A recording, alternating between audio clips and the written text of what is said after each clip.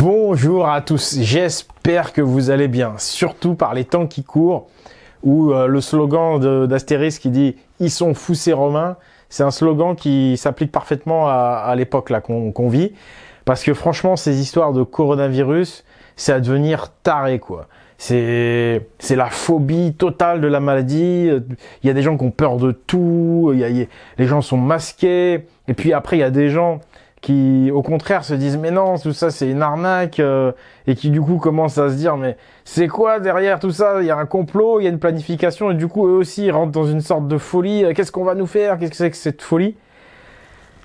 C'est une histoire de fou, c'est l'histoire du coronavirus, et bien souvent la vérité se dissimule dans la mythologie, dans les légendes, dans les œuvres de fiction. Et cet album d'Astérix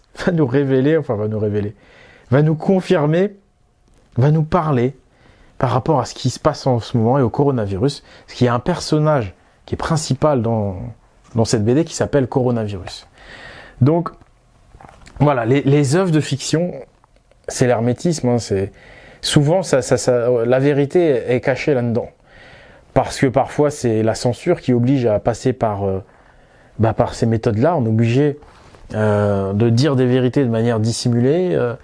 C'est ce qu'a fait Victor Hugo hein, dans son roman Notre-Dame de Paris, je vous le rappelle. Roman dans lequel il dévoile une bonne partie des secrets de l'histoire de France, de façon allégorique évidemment, et puis dans lequel il dévoile l'identité odinique des cathédrales gothiques et des cathédrales Notre-Dame particulièrement. Et là, c'est un peu la même chose. Sauf que c'est beaucoup plus troublant, là, parce que autant Hugo, dans ses romans, il fait référence, enfin dans Notre-Dame de Paris, il fait référence à l'histoire de France. C'est quelque chose qui s'est passé avant, hein, d'accord? Donc c'est logique, quoi. Vous voulez dire des vérités, vous les mettez dans vos romans. Mais c'est des choses passées. Là, coronavirus, on est dans un album d'Astérix qui existe depuis 2017. Enfin, apparemment, il est sorti en 2017, quoi. Donc c'est-à-dire que c'est un album d'Astérix qui nous parle de ce qui se passe en ce moment, avec 3 ans d'avance, quoi.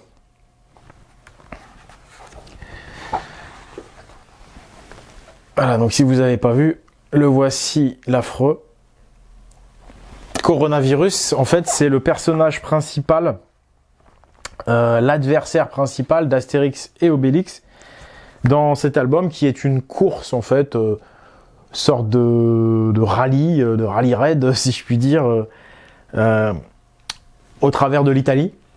Et donc Astérix et Obélix se livrent à cette course. Et leur adversaire principal, c'est le concurrent romain. Et le concurrent romain, eh ben, il est masqué, quoi. Il est masqué et il s'appelle Coronavirus, hein, c'est le personnage principal avec Astérix. Et il est masqué. Donc le fait qu'il soit masqué, ça n'est pas rien. D'accord? Donc, c'est une allégorie, évidemment. C'est ce Romain, c'est l'Empire, c'est le gouvernement mondial. C'est depuis le début que je travaille, je vous dis que la bonne grille de lecture sur ce nouvel ordre mondial, c'est de l'assimiler à l'Empire romain. Et là, on a Coronavirus, masqué, qui est le leader romain, qui avance donc masqué, exactement comme les agents de ce nouvel ordre mondial. Donc c'est l'Empire romain, le nouvel ordre mondial, qui avance masqué derrière ce coronavirus, face au peuple libre, aux derniers Gaulois, qu'il tente de mettre au pas. Il tente de nous mettre au pas.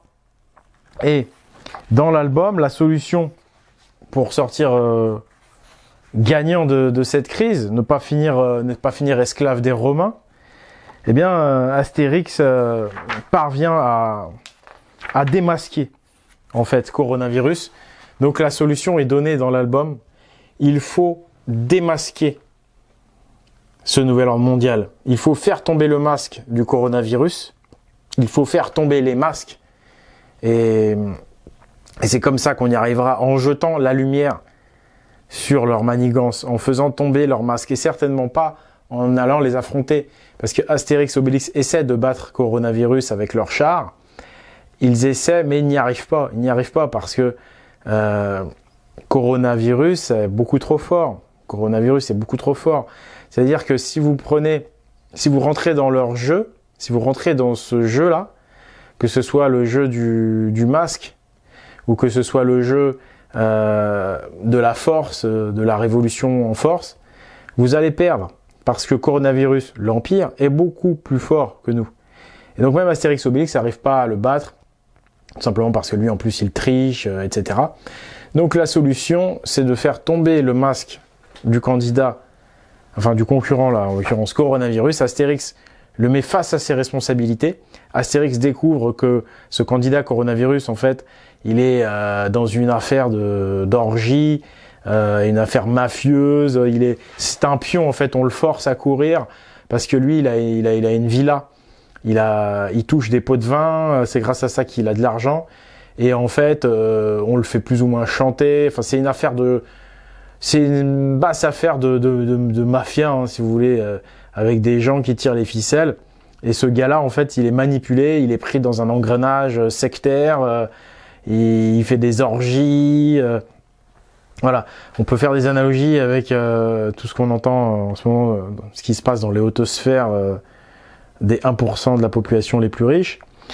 Et voilà, tout simplement, il fait tomber le masque Astérix.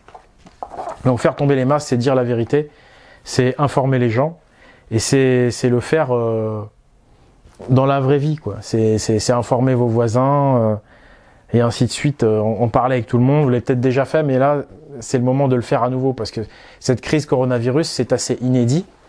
C'est quand même incroyable, hein, ce qui se passe en ce moment. Et là, vous allez pouvoir vous aider d'Astérix. Voilà, donc je fais pas la promo de la BD, mais c'est vrai que c'est intéressant de montrer ça aux gens, quoi. Parce que voilà, ça c'est une BD de 2017, et c'est exactement ce qui est en train de se passer, métaphoriquement, bien sûr. On nous force à porter un masque.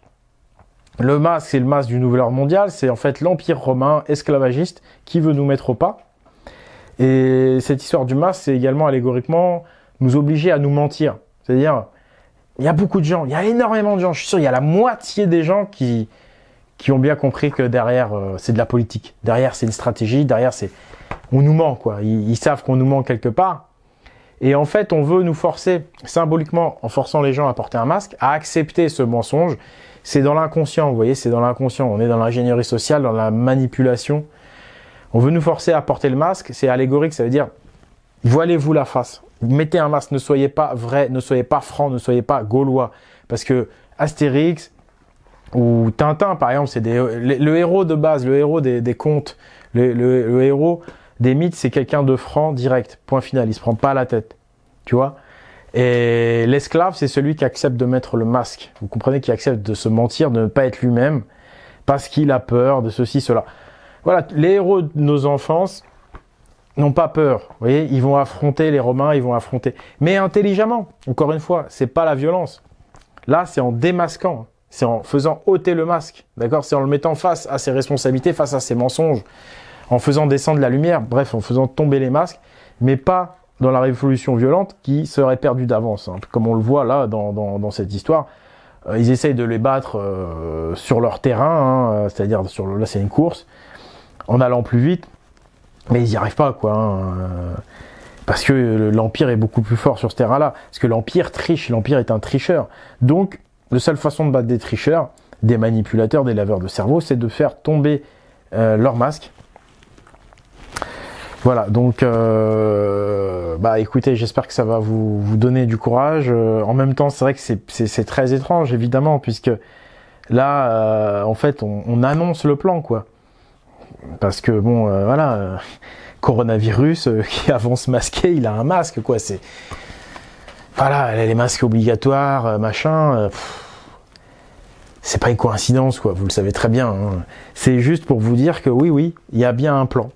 Alors, est-ce qu'il y a eu une fuite? Est-ce que les gens en rapport avec Astérix, ils étaient au courant, ils en avaient gros sur la conscience? Peut-être, je sais pas.